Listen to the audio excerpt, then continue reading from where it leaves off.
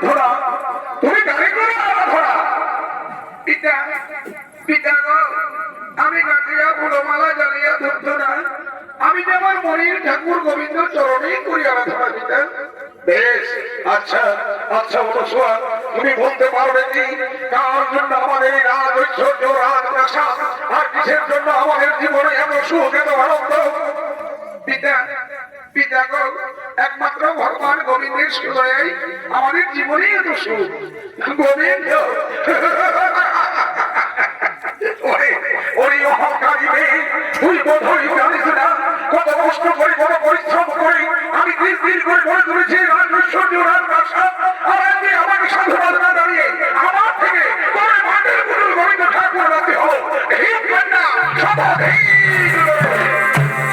পিতা তুমি অযথা উত্তেজিত হই না। পিতা একমাত্র ভগবানের সদয়া ছাড়া কোনো মানুষ তো জীবনে সুখী হতে পারে না।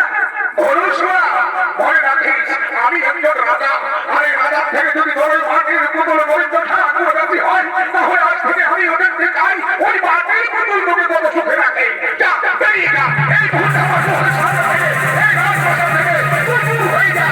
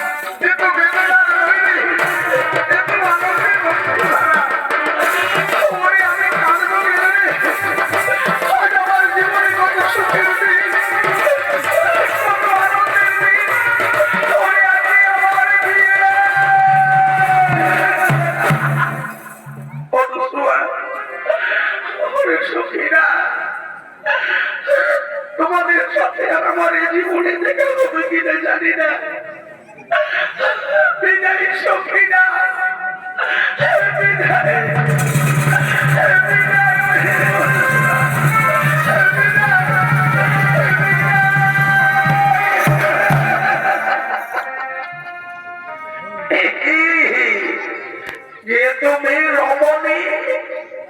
তুমি এভাবে মাটিতে পড়ে পড়ে কাঁদছো কেন? আমি মহারাজা দাসের কন্যা, নাম আমার অনুসুয়া। আজ থেকে তুমি আমার জীবনের সাথী, তুমি আমায় আপন করে না। দাদা, এই পৃথিবীতে তোমার আপন বলতে কেউ নেই।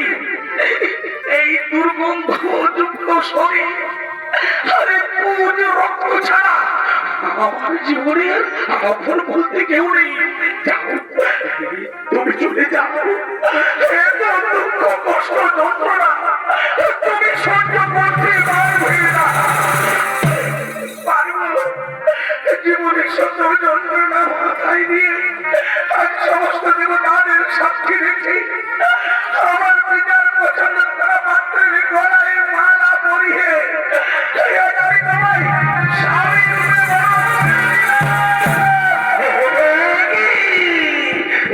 তুমি কি করলে? যার ভিক্ষা করার ক্ষমতা নাই সেই মৃত্যু পথে ভিখারিকে তুমি স্বামী রূপে বড় করে তুমি যেমন ভুল করবে ভরসা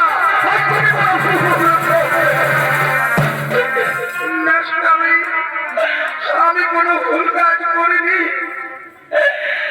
তুমি যে আমার ইহকাল, তুমি আমার পরকাল। এই দেখো স্বামী, আজ আমি চোখের জলে ধুয়ে মুছে পরিষ্কার করে দেব তোমার শরীরের যত দুর্গন্ধ। চলো স্বামী, ওই নিরজনে একটা পাতার কুটির আমরা করিব নির্বাহ। তাই চলো।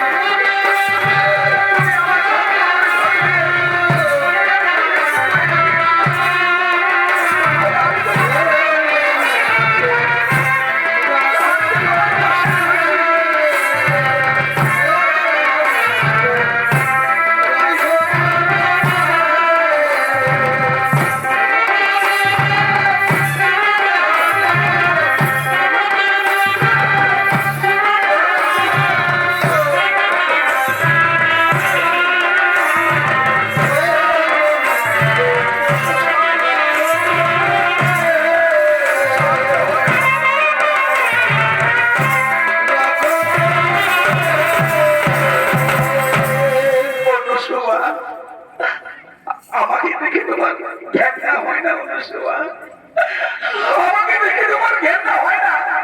না স্বামী, তোমাকে দেখে আমার ঘেন্না হবে কেন? তুমি যে আমার জীবন, আমার প্রাণ, তুমি যে আমার জন্ম জন্মান্তরের স্বামী হলো। এই দেখো স্বামী, আজ আমি চোখের জলে ধুয়ে মুছে পরিষ্কার করে দেব তোমার শরীরের যত পুজ রক্ত। এদিকে যখন অনুসন্ধান স্বামীকে বড় প্রাণ দিয়ে সেবা যত্ন করছেন, ঠিক সেই সময় নারদমণি হরি গুণ গান করতে করতেই আজ অনুসন্ধান করে এর দিকে করেছেন আগমন।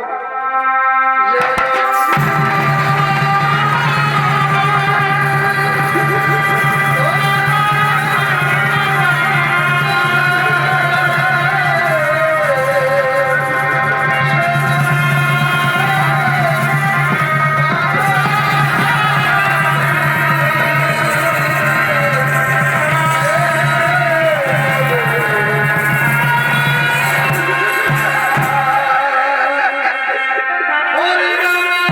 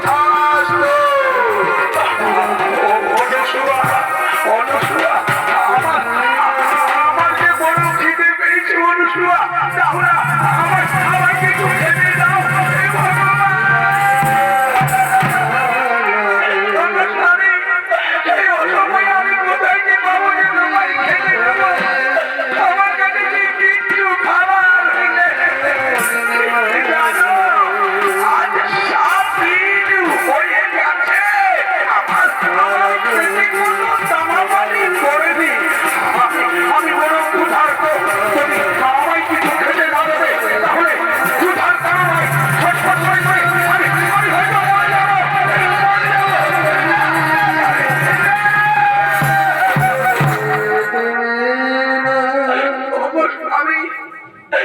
আমি তোমায় কিছুতেই মরতে দেব না। আমার কাছে নাই বা খাবার ভাত, ওই যে দূরে এখানে গ্রাম দেখা যায়, আর আমি তোমায় সঙ্গে নিয়ে প্রতিটি মানুষের দাঁড়ে দাঁড়ে গিয়ে বলবো, আমার ভাইরা আজ আমার স্বামী সাত দিন কিছু খাইনি, মা দয়া করে আমায় কিছু চলো স্বামী, এবার আমি তোমায় নিয়ে ভিক্ষায় বেরিয়ে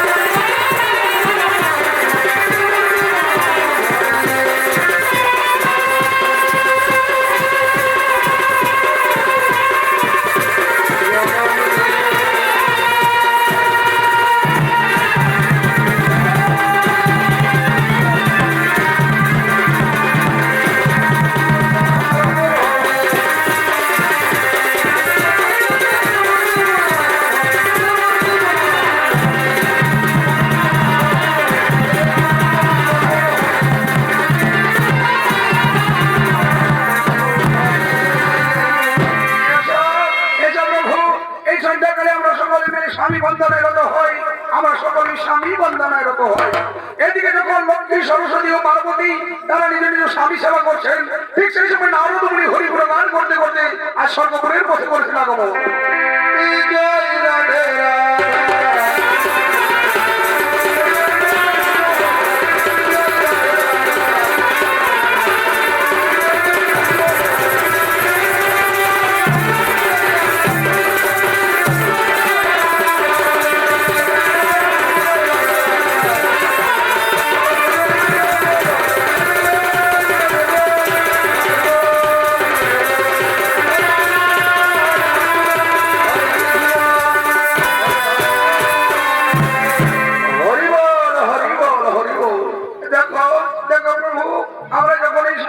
স্বামী বন্দনায় রত হয়, ঠিক তখনই নারদ মুনি কেমন হরিবল হরিবল করে আমাদের স্বামী সেবায় বিঘ্ন ঘটায়।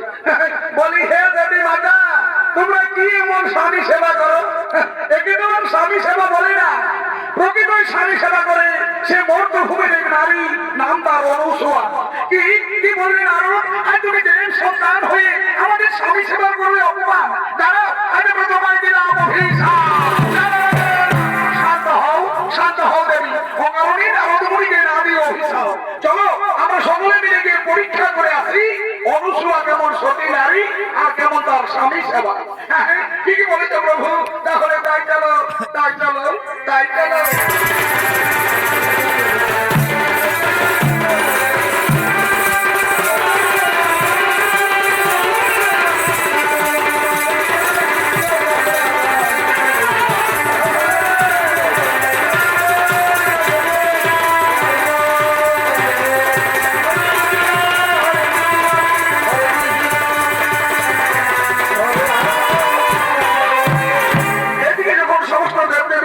আজ অনুসরণ সতীর্থ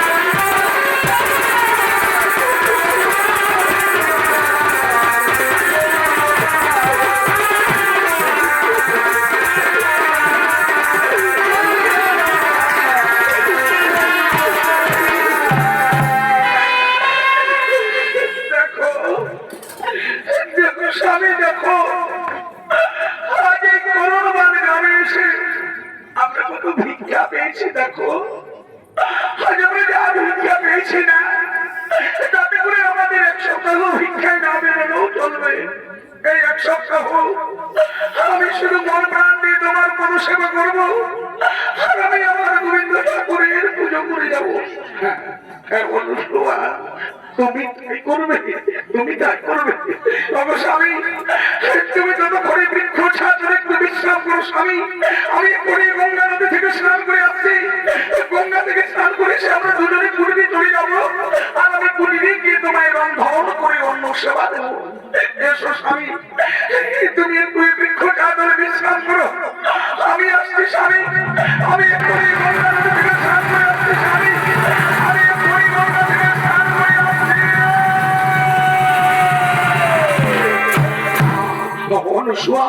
তুমি আমার এখানে একলা ফেলে রেখে কোথায় গেলে? কি নির্জন জায়গা, গাছে গাছে কত ফুল, কত পাখির কলরব, ওই তো তুমি সরে নাই গঙ্গা নদীর কোনো কোনো শব্দ। আজ আমি যাবো, আমি গিয়ে গঙ্গা নদীতে স্নান করে আমার জীবনের সমস্ত পাপ আমি ধৌত করবো। তুমি দাঁড়ায় মনুষ্য, আজ আমি গঙ্গা নদীতে স্নান করবো। তুমি কোন পথে চলে গেলে? আমি তোমাকে দেখতে পাচ্ছি।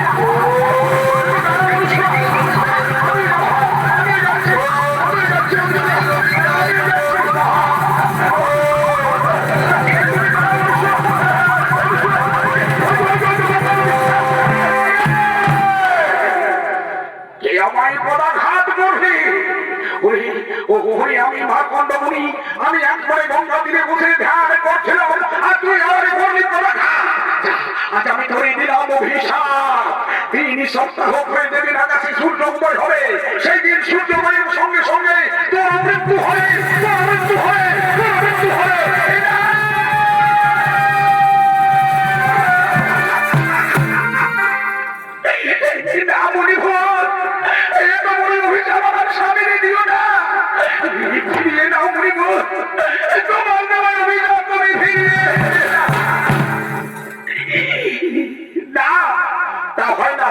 আমি মার্কণ্ড ঋষি, আমার মুখের বাক্য কোনদিন না হয় লঙ্ঘন।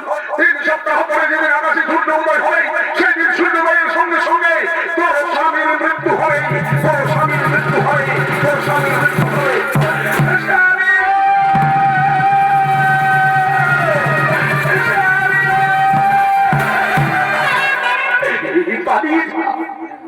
পালিয়ে যাও হনুসুয়া, এত দুঃখ কষ্ট যন্ত্রণা তুমি আর সহ্য করতে পারবে না স্বামী। এই দুঃসময়ে আমি তোমায় ছেড়ে কোথাও পালিয়ে যাব না স্বামী। ওই মার্কণ্ড মুনির অভিশাপ থেকে তোমার জীবনকে রক্ষা করার জন্য আমি তীর্থে তীর্থে ভ্রমণ করবো, আমি স্বয়ং জন্মের ব্রত পালন করবো, তবু আমি তোমায় মরতে দেব না। হয় না হনুসুয়া, মনি বাক্য লঙ্ঘন হয় না। 3 সপ্তাহ পরে যেদিন আকাশে সূর্য উদয় হবে, সেই দিন সূর্যোদয়ের সঙ্গে সঙ্গে আমি যে মরে যাব হনুসুয়া, আমি মরে যাব।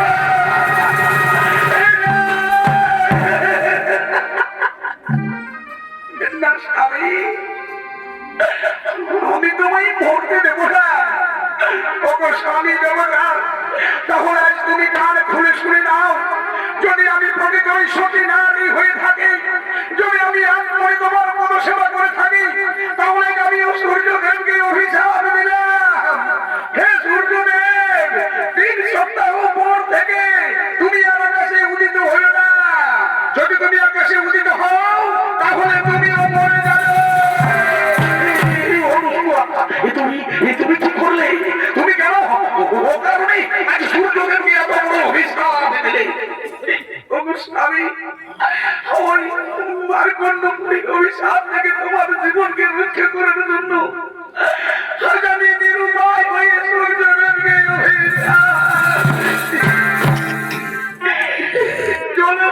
স্বামী, এবার আমি তোমাকে ওই কুটিরে চলে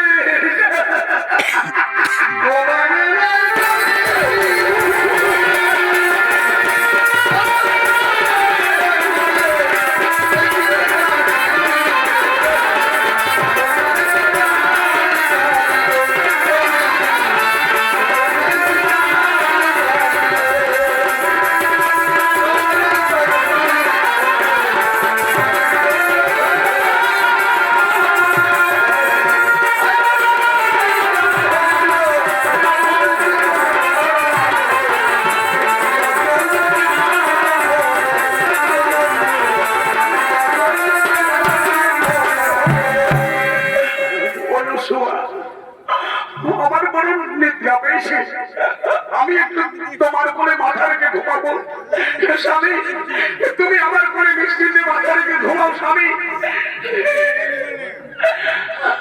আমি তোমার ঘুমের কোনো বিঘ্ন ঘটাবো না। এদিকে এদিকে যখন অনুসব বড় প্রাণ দিয়ে তার স্বামীকে সেবা যত্ন করছেন, ঠিক সেই সময় ব্রহ্মা, বিষ্ণু ও মহেশ্বর তারা ব্রাহ্মণের চতুর্থ ধারণ করে আজ অনুসবার পুরী এসে বলছেন,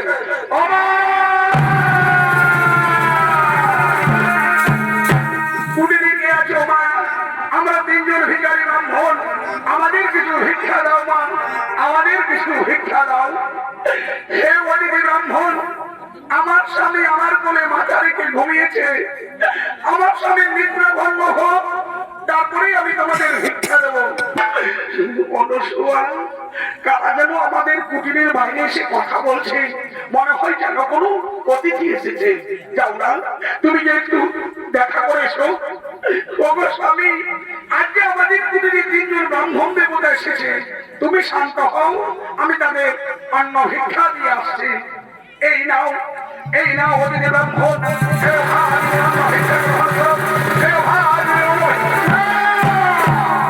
না বানা, আমি তো তোমার কাছে এভাবে ভিক্ষা নিতে পারবো না। তুমি যদি আমাদের বিবস্ত্র হয়ে ভিক্ষা দাও, তুমি আমরা তোমার কাছে ভিক্ষা দেবো।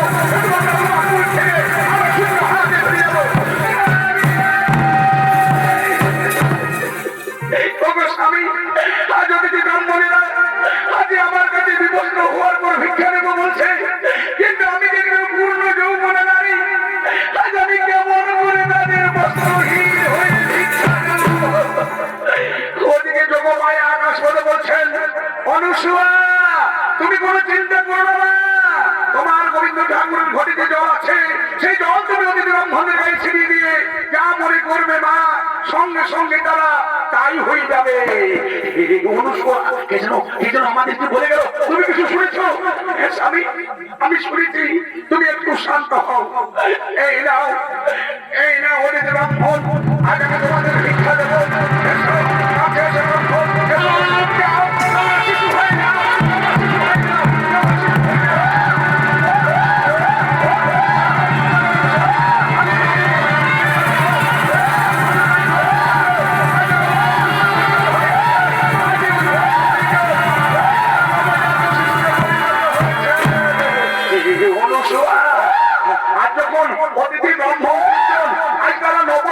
শিশু হয়ে গেল, এরা তো অপদ শিশু, এরা তো কিছু বোঝে না। এবার তো তুমি এদের বিবস্ত্র হয়ে সেবা দিতে পারবে। স্বামী, আমি তাই দেবো স্বামী, দাও আমার কোলে দাও। হাই বাবারা, আজ আমি তোমাদের বস্ত্রহীন হয়ে সেবা দিলাম।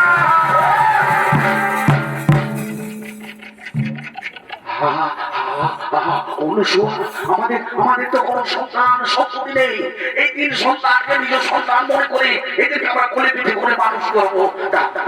আমার করে দাও, এই তিন সন্তানকে নিয়ে আজ আমরা আনন্দে মেতে যাই। অনুসুয়া, আজ আমরা আনন্দে মেতে যাই।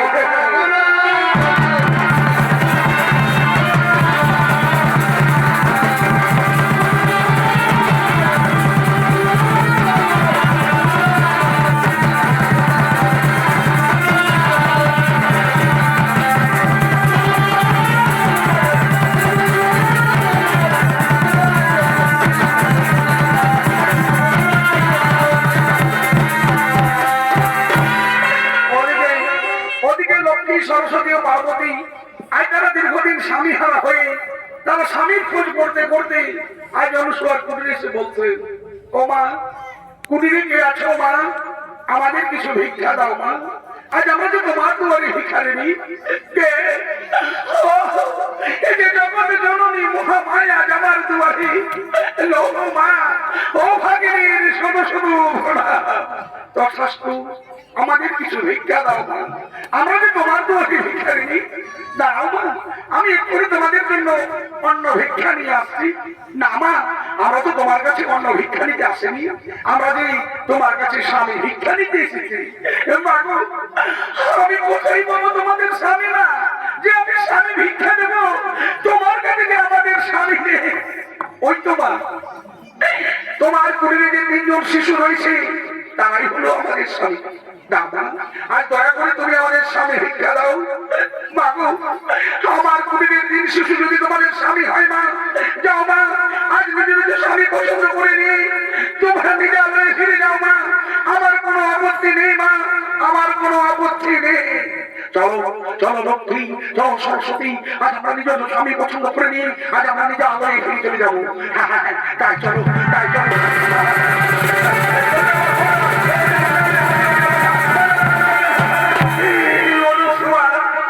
আজ আমার তিনজনের মধ্যে কেউ নিজ স্বামী চিনতে পারলাম না মা, আজ আমরা তোমার কাছে হেরে গেলাম মা, আজকে আমরা তোমার কাছে মা গো, তোমরা না তিনজনেই সতী নারী, আজ তোমরা সতী নারী হয়ে নিজ পতি চিনতে পারলে না মা, নিজ পতি চিনতে পারলে না। এসো মা, আমি তোমাদের স্বামী চিনি দেব। এই দেখো মা, এই দেখো আমার এই সন্তান, দেখো এর গায়ে জল জল করছে ব্রহ্ম,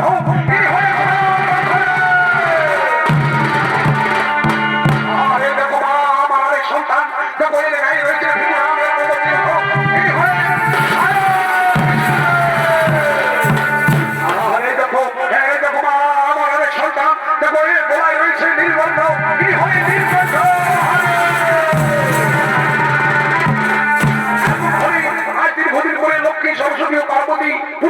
স্বামী ফিরে তারা মহানন্দ নৃত্য করতে লাগলেন এবং নিজ নিজ ধামে গমনের জন্য উদ্যত হলেন।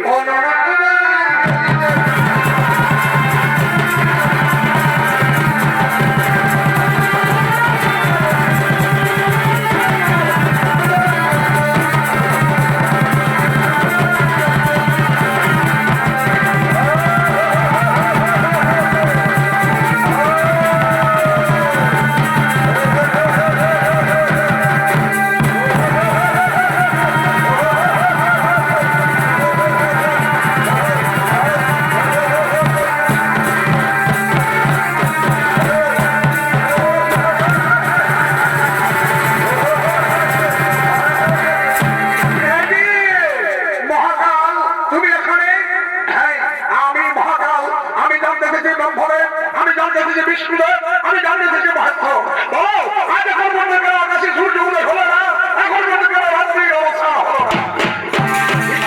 আজ আমার ব্রহ্মাবি সমাজ, আজ আমার তিনজনের মধ্যে কেউ জানি না, এখন বন্ধ করা আকাশে সূর্য উদয় হলো না। আজ আমার তিনজনের মধ্যে কেউ জানো না, এখন বন্ধ করা আকাশে সূর্য উদয় হলো না। তাহলে দেখো এই ঘর রাত্রির অন্ধকারে এই মহাকালের কাণ্ড।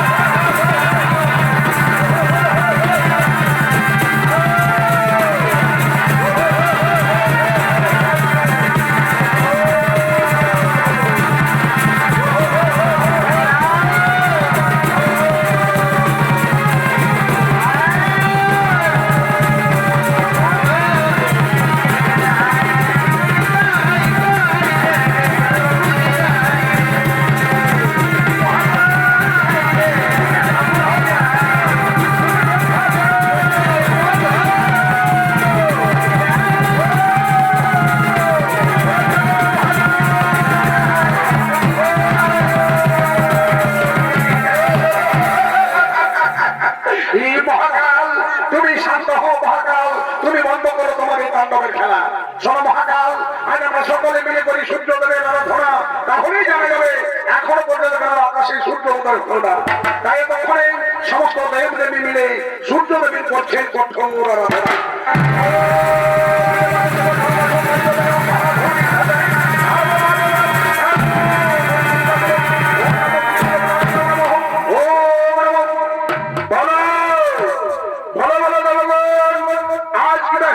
সময় আমায় করতে হে সূর্যদেব, তুমি আকাশে উদিত হও। সূর্যদেব, তুমি আকাশে উদিত হও, তার হয়ে যা সৃষ্টি প্রলয়ের পথে। না না না দেবগণ, আর আমি কোনদিন আকাশে উদিত হতে পারবো না। আমি তো অভিশাপের অভিশাপ কে দিয়েছে তোমাকে অভিশাপ? হে দেবগণ, আমাকে অভিশাপ দিয়েছে ওই মহাসতী অনুসূয়া। তুমি কেন সূর্যদেবকে অভিশাপ দিয়েছ? দেখো, আমি যে বড় দুঃখিনী নারী, আমি যে বড় দুঃখিনী নারী, ওই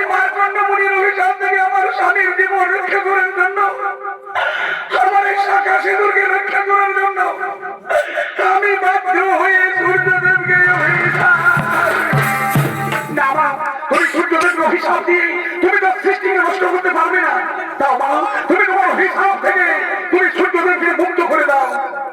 এটা যদি আমি আমার অভিশাপ থেকে সূর্যদেবকে মুক্ত করে দিই, তাহলে যে আকাশে সূর্য উদিত হওয়ার সঙ্গে সঙ্গে আমার স্বামী মরে যাবে আর আমি যে বিধবা হয়ে যাব। না মা, আমরা ব্রহ্মা বিষ্ণু মহেশ্বর আমরা তিনজন মিলে তোমায় কথা দিচ্ছি, তোমার মৃত স্বামীকে আবার জান্ত করে আবার আমরা তোমার হাতেই তুলে দেবো মা, আবার আমরা তোমার হাতেই তুলে দেবো। দাও মা, আর বিলম্ব না করি তুমি তোমার অভিশাপ থেকে তুমি সূর্যদেবকে মুক্ত করে দাও। তবে তাই বলতে দয়াময়, আজ সকলের কথা মতো আমি আমার অভিশাপ থেকে আমি সূর্যদেবকে মুক্ত করে দিলাম। হে সূর্যদেব, তুমি অভিশাপ থেকে মুক্ত হয়ে আকাশে উদিত হও। সূর্যদেব, তুমি আকাশে উদিত হও।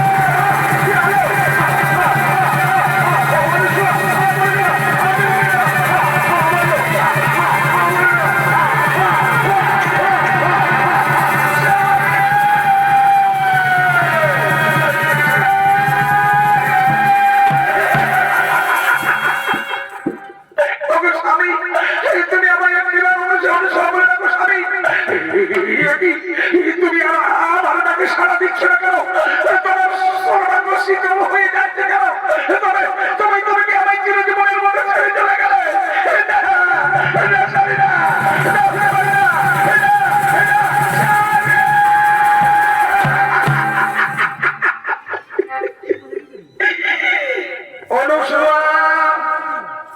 তুমি শান্ত হও বাবা, তোমার স্বামী তো মরেনি, সে আমাদের আশীর্বাদে আবার জীবিত হয়ে উঠবে। অর্থ অর্থ পরিবার, তুমি অর্থ, তুমি জানো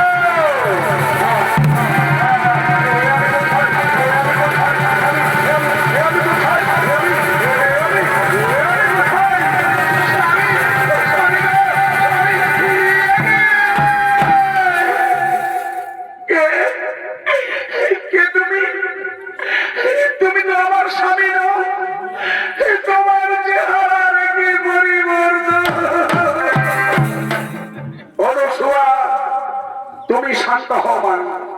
তোমার স্বামী তো কোনো কুষ্ঠবাদীগ্রস্ত রোগা মানুষ নয় মা, তোমার স্বামী দেখবেন সাক্ষাৎ দেবতা।